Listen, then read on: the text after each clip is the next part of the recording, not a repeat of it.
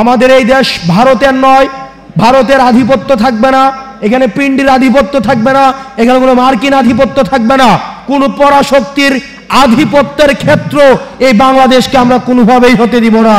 আমরা বিশ্বাস করি, আমরা ভরসা রাখতে চাই এই নির্বাচনের আগেই এই অন্তর্বর্তীকালীন সরকারের অধীনেই কুমিল্লা নামে এই বিভাগ হবে। আমরা অনেক দুঃখজনক খবর পাই, এই বৈষম্যবিরোধী ছাত্র আন্দোলনের ব্যানারকে ব্যবহার করে অনেকে তদবির কাজে জড়িয়ে গিয়েছেন। আর 26 কর্মদিবসের মধ্যে যদি জুলাই ঘোষণাপত্র না আসে এবং জুলাই ঘোষণাপত্রে যদি এই জুলাই ঘোষণাপত্রে আমাদের আকাঙ্ক্ষার প্রতিফলন না ঘটে, তাহলে কিন্তু আবার আমরা রাস্তায় নামতে বাধ্য হব। যে কোনো মূল্যে আমাদেরকে ঐক্যবদ্ধ থাকতে হবে। আমার রেসপন্সিবিলিটি আছে, কিন্তু আমার কোনো অথরিটি নাই। আমরা দেখেছি জগন্নাথ বিশ্ববিদ্যালয়কে সব সময় একটা হচ্ছে মূলা ঝুলিয়ে দেওয়া হয়। অন্তর্বর্তীকালীন সরকার অনেক ক্ষেত্রে কম্প্রোমাইজিং। মানবিক করিডোর নিয়ে আপনি আপনাদের অবস্থান স্পষ্ট করবেন। আমরা কোনোভাবেই আমরা আমাদের দেশের সার্বভৌমত্ব এবং আমাদের এই দেশকে কখনোই কোনো পরাশক্তির কাছে আমরা কোনোভাবে আমরা বন্ধক দিব না। আমাদের এই দেশ ভারতের নয়, ভারতের আধিপত্য থাকবে না, এখানে পিন্ডির আধিপত্য থাকবে না, এখানে কোনো মার্কিন আধিপত্য থাকবে না, কোনো পরাশক্তির আধিপত্যের ক্ষেত্র এই বাংলাদেশকে আমরা কোনোভাবেই হতে দিব না। সুতরাং মানবিক করিডোর নিয়ে যে প্রশ্নগুলো এসছে, এই প্রশ্নগুলো জাতির সামনে এটির যথাযথ স্পষ্ট উত্তর দিয়ে জাতিকে যথাযথ পথ প্রদর্শন করুন। এবং এই মানবিক করিডোর নিয়ে অন্তর্বর্তীকালীন সরকারের অবস্থান, আমরা স্পষ্ট একটা অবস্থান দেখতে চাই, ধোঁয়াশার মধ্যে আমরা থাকতে চাই না। এবার এই প্রোগ্রামটি করা হয়েছে বৈষম্য বিরোধী ছাত্র আন্দোলনের ব্যানারে। বৈষম্য বিরোধী ছাত্র আন্দোলন 5ই আগস্টের পর থেকে আমরা নিরলসভাবে চেষ্টা করছি, আমি এই সংগঠনের আহ্বায়ক ছিলাম, আমরা চেষ্টা করছি এটাকে রিঅর্গানাইজ করা, কিভাবে প্রো পিপল করা যায়। আমাদের অনেক সীমাবদ্ধতা রয়েছে, আমরা চেষ্টা করছি। আপনাদের কাছে আহ্বান থাকবে, বৈষম্য বিরোধী ছাত্র আন্দোলনের ব্যানারটা এটা যেন কোনোভাবেই এটাকে কেউ ব্যক্তিভাবে প্রশাসনিকভাবে, আমরা অনেক দুঃখজনক খবর পাই, এই বৈষম্য বিরোধী ছাত্র আন্দোলনের ব্যানারকে ব্যবহার করে অনেকে তদবির কাজে জড়িয়ে গিয়েছেন। মনে রাখতে হবে, বৈষম্য বিরোধী ছাত্র আন্দোলন সহ এই গণঅভ্যুত্থানে যারা জড়িত, আপনাদের কাজ তদবির করে প্রশাসনে দরজায় ঘোরানো। আপনাদের প্রতিনিধি হিসেবে, এই গণঅভ্যুত্থানের প্রতিনিধি হিসেবে 2 জন ছাত্র উপদেষ্টা রয়েছেন। আমরা আপনাদেরকে অনুরোধ করব, যাতে করে আপনাদের বিরুদ্ধে কোনো ধরনের নেতিবাচক মতামত দেওয়া যায় বা মন্তব্য করা যায়, এমন কোনো কর্মকাণ্ডে আমরা কখনোই জড়িত হব না। সেজন্য প্রশাসনকে বা স্থানীয় সরকারকে যদি আমরা কোনোভাবে সহায়তা করতে পারি আইন শৃঙ্খলা রক্ষা করার ক্ষেত্রে, আমরা আইন শৃঙ্খলা রিস্টোর করার ক্ষেত্রে তারা যদি আমাদের হেল্প চায়, তাইলে আমরা হেল্প করব। নচেত আমরা কোনো কাজে ইন্টারফেয়ার করা থেকে বিরত থাকব। 2 নম্বর বিষয়, আপনারা একটু রিঅর্গানাইজ করতে হবে নিজেদেরকে। আপনারা শিক্ষা প্রতিষ্ঠানগুলোতে যান, সাধারণ মানুষের কাছে যান, তাদের কি প্রয়োজন সেটা শোনার চেষ্টা করেন। আহত শহীদ পরিবারের কাছে যান, আহত শহীদ পরিবারের চিন্তাগুলোকে, আহত শহীদ পরিবারের কষ্টগুলোকে, তাদের প্রয়োজনগুলোকে, তাদের প্রত্যাশাগুলোকে প্রাপ্তির মধ্য দিয়ে একটা যুগপথ মিলনের আপনারা চেষ্টা করেন। এবং আপনাদের প্রথম এবং প্রধান এখন বর্তমানে কাজ হচ্ছে আহত শহীদ পরিবারের প্রয়োজনগুলোকে পূরণ করা। 2 নম্বর, বিচার এবং সংস্কারকে যাতে ত্বরান্বিত হয় সেই দাবিগুলোতে নিয়ে আপনাদের কথা বলা। দুঃখজনক বিষয়, আপনাদেরকে যখন দেখি বা আপনাদের বিভিন্ন বিষয় যখন আমাদের কাছে আসে, যে আপনারা বিভিন্ন বিষয়ে, হয়তো সবাই না, কিছু কিছু মানুষ নিজ স্বার্থ হাসিল করার জন্য এই কাজগুলো করছেন, তখন এই বিষয়গুলোকে আমাদেরকে অনেক বেশি আশাহত করে। তো আপনারা এই বিষয়গুলোতে সচেতন থাকবেন। সর্বশেষ, আমাদের আগামী আর 26 দিনের মধ্যে এই অন্তর্বর্তীকালীন সরকার আমাদেরকে কথা দিয়েছেন যে 26 দিনের মধ্যে আমাদের জুলাই ঘোষণাপত্র দিবেন। আমরা এই বিষয়ে ওয়াচফুল রয়েছি। আর 26 কর্মদিবসের মধ্যে যদি জুলাই ঘোষণাপত্র না আসে এবং জুলাই ঘোষণাপত্রে যদি এই জুলাই ঘোষণাপত্রে আমাদের আকাঙ্ক্ষার প্রতিফলন না ঘটে, তাহলে কিন্তু আবার আমরা রাস্তায় নামতে বাধ্য হব।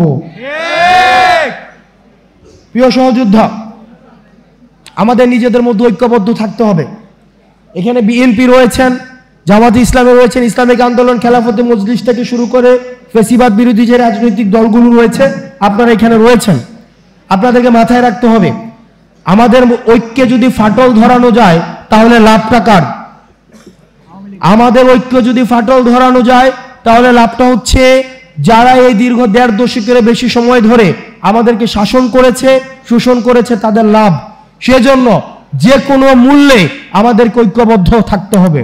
বিশেষ করে কুমিল্লার প্রশ্নে, কুমিল্লার উন্নয়নের প্রশ্নে, অগ্রগতির প্রশ্নে আমরা প্রত্যেকটি রাজনৈতিক দল আমাদের রাজনৈতিক বোধ বিবেচনার ঊর্ধ্বে উঠে কুমিল্লার প্রশ্নে আমাদেরকে ঐক্যবদ্ধ থাকতে হবে।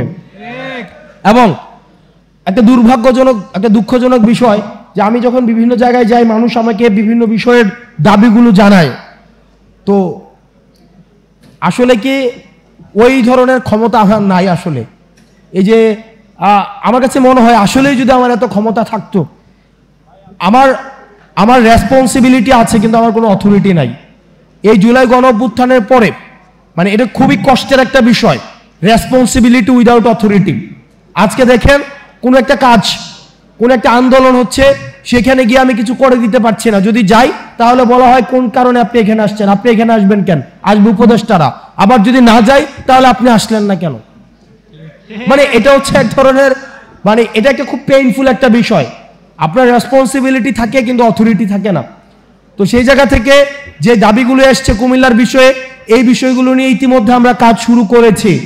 আমরা বিশ্বাস করি, আমরা ভরসা রাখতে চাই এই নির্বাচনের আগেই এই অন্তর্বর্তীকালীন সরকারের অধীনেই কুমিল্লা নামে এই বিভাগ হবে এবং আমরা আপনাদেরকে সাথে নিয়েই আমরা এই কুমিল্লা নামে বিভাগ করব।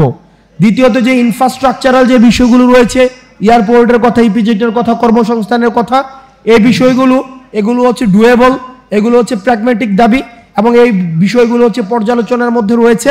আমরা আশা করি এগুলো হচ্ছে ধাপে ধাপে হয়ে যাবে।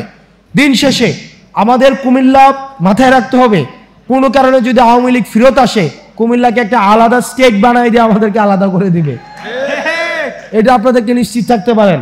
কারণ কুমিল্লা হচ্ছে হাসিনার এবং হাসিনার বাবার দুইজনের দিবা এবং রাত দুইটারই হচ্ছে দুঃস্বপ্ন ছিল হচ্ছে কুমিল্লা।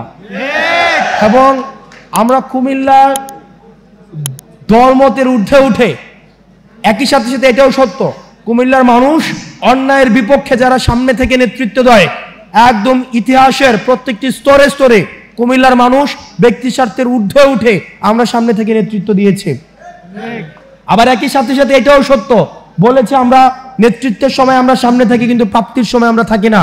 কারণ আমরা অন্যান্য জেলার মতো হয়তো তদবির বা এই বিষয়গুলো নিয়ে আমাদের নিজেদের মধ্যে সংকোচ ফিল হয়। আমরা যখন দেওয়ার সময় আসে তখন সারা দেশটাকে একসাথে ভাবি। সেই জন্য আমরা চিন্তা করে আমাদের একটা অন্তর্ভুক্তিমূলক উন্নয়ন হোক, আমাদের কুমিল্লাকে নিয়ে যেমন ভাবতে হবে, সারা দেশকে নিয়ে তেমন ভাবতে হবে। আমরা একসাথে আমরা আমাদের প্রত্যাশিত বাংলাদেশ গড়ব। এই প্রত্যাশিত বাংলাদেশ গড়ার পূর্বে আমাদের যে কাজটি করতে হবে, আমাদেরকে ঐক্যবদ্ধ থাকতে হবে। সর্বশেষ আমাদের যে জগন্নাথ বিশ্ববিদ্যালয় যেটি হচ্ছে, আমরা বারবার করে দেখছি জগন্নাথ বিশ্ববিদ্যালয়কে, আমাদের অনেক সহপাঠী ওখানে রয়েছে, আমার শিক্ষার্থী ওখানে রয়েছে, আমাদের সিনিয়র ভাইরা ওখানে রয়েছে। আমরা দেখেছি জগন্নাথ বিশ্ববিদ্যালয়কে সব সময় একটা হচ্ছে মূলা ঝুলিয়ে দেওয়া হয় একদম। আমরা দেখেছি শুধুমাত্র এই সরকারের সময় না, আগের সরকার থেকেও আমরা দেখেছি। এই অন্তর্বর্তীকালীন সরকারকে বলবো, এই তালবাহানা না করে এই 20,000 শিক্ষার্থীর যে দাবি রয়েছে, তাদের দাবি খুবই মৌলিক দাবি। তাদের হল লাগবে, তাদের হচ্ছে থাকার জায়গা লাগবে, শিক্ষার সুন্দর পরিবেশ লাগবে। এই দাবিগুলোকে তালবাহানা না করে আপনারা খুব দ্রুততম সময়ের মধ্যে তাদের সাথে বসে এই দাবিগুলোকে সমাধান করে দিন, না হলে এই সমস্যাটি দিন দিন ঘনীভূত হবে। আপনারা ভালো থাকবেন, সুস্থ থাকবেন, আপনাদের সাথে দেখা হবে এবং কুমিল্লার প্রশ্নে আমরা সবসময় ঐক্যবদ্ধ থাকবো। আসসালামু আলাইকুম ওয়া রাহমাতুল্লাহি ওয়া বারাকাতুহু।